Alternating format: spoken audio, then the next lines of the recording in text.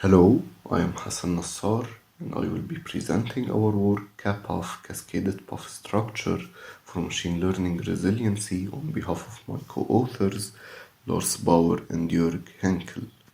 Starting with the intro, what are PUFs? They are a lightweight alternative to cryptographic modules. In the figure, there is an arbiter PUF, which is the first ever design of a PUF. It consists of several switches leading to an arbiter. If the delay of the upper path is shorter, the output response will be 0, otherwise it will be 1. The delay of the paths in the switches is dependent on the small differences between the fabricated ICs.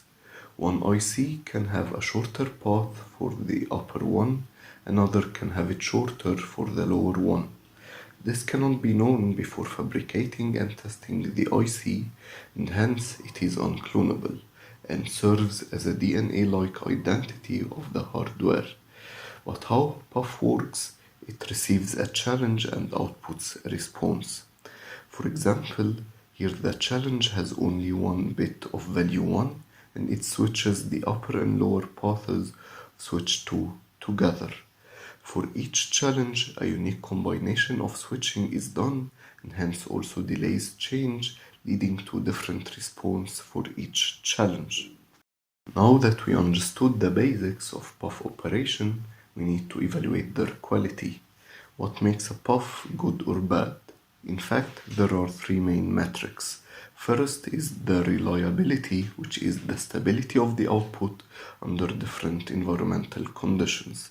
For example, if the temperature is increased or decreased, or if there is higher noise or lower noise, and it ideally should be at 100%. The response should be the same no matter what changes in the environment. Second is uniqueness, which is the Hamming distance between the response for the same challenge between two ICs. Ideally, it should be at 50%. If the Hamming distance is lower, then it is governed by the design, not the production. If it is higher, then one of them is opposite of the other, and they are not also randomly different, as they should be randomly different. The final metric is uniformity, which is the Hamming weight of the response. Ideally, it also should be at 50%, as the response should not be biased to 0 or 1, but random between both of them, so it should have ideally an equal number of zeros and equal number of ones. Now we come to the main threat that we tackle in this work, which is the machine learning modeling attacks against PUFs. Let's say we designed a perfect PUF with ideal uniformity, uniqueness, and reliability. While it is unclonable, it can be predictable. To better understand this, let's consider an attacker that either eavesdrops on the challenges sent and responses received, or worse, has control over the PUF for some time, can send it challenges and collect responses. For simplicity, let's consider an arbiter PUF with only 4 switches. The attacker can collect the response of challenge 0000 and challenge 0001, and can infer that switch 3 has a delay that is in both cases very near, because the response for both of the challenges is equal to 0, so its delay didn't really affect the response. Moreover, by saying the response to challenge 0011, the attacker can infer that switch 2 has a significant impact on the response, as it now equal to 1s. Hence, the attacker can predict that for challenge 0010, the response will also be 1. This is of course a motivational example with a short chain, as real-life arbiter PUFs are of 32 switches to 256 switches long. Hence, it needs machine learning to create accurate models. And in research, it has been shown that SVM and logistic regression are very effective in creating such models for predicting the PUF outcome.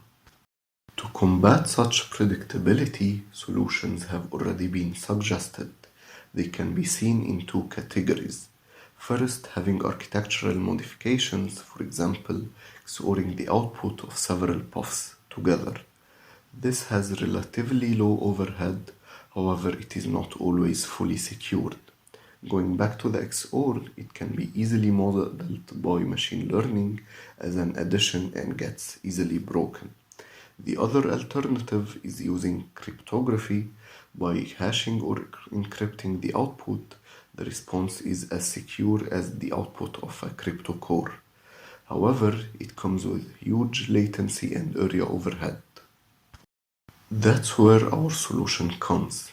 We use pseudo LFSR PUF PL-PUF as a basic block for our cascaded PUF.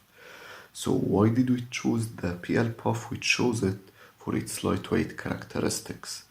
It consists of the normal LFSR design, however it uses a muxin and inverter instead of a register, and this converts the circuit into a combinational one. Each element in the chain can be initialized by one bit of the challenge and outputs one response bit. Hence, it needs only two gates for one response bit. This is very lightweight. The responses are collected in flip-flops, and the frequency used for the flip-flop affects the response. So if we use a 50 MHz clock, the output will be different than if we use a 100 MHz clock. This is another dimension of unpredictability that we harness. Using the lightweight PL-PUF, we build a 4x4 grid. The response from one PL-PUF in a row is the challenge for the next PL-PUF. Moreover, the frequency for collecting the response from any PL-PUF changes based on the response from another previous PL-PUF. Hence, the output has a dynamic behavior with each new challenge. This complicates the ability to model CaPUF, as for each challenge, the response comes from a derived challenge and the internal behavior of the PUF changes. We show in the paper a mathematical model for how it gets complicated, but we skip it in the presentation for time limits. Finally, we chose to use 4 stages to increase the security by having one input stage, 2 intermediate stages, and 1 output stage. The ability of the attacker to control the challenge and output a final response is greatly reduced, as the 2 intermediate stages transform the challenge and make it a completely random one. Hence, the predictability is lower. Now that we have discussed the design of CaPUF, we go to the details of the implemented system for experiments and for results. We implemented the PUF on 4 different VC707 FPGA boards, and using an LFSR we generate 65,000 random challenges which are given to CaPUF. Then the challenges alongside the responses are stored into BRAM, then sent through UART for a PC to be analyzed for quality metrics and to run the attacks using logistic regression and SVM. For the attacks, we use up to 50,000 CRPs for training and the rest for testing. Based on the implemented system, we collected the results. Going first for the quality metrics, they are all in the ideal range with uniformity and uniqueness around 50% and reliability a little bit less than 100%. Moreover, the data distribution is Gaussian, which matches the statistical expectation. Then the question would be about the predictability of CaPUF. We compare CaPUF with PL-PUF, arbiter PUF, XORing 5 arbiter PUFs, or XORing 3 arbiter PUFs.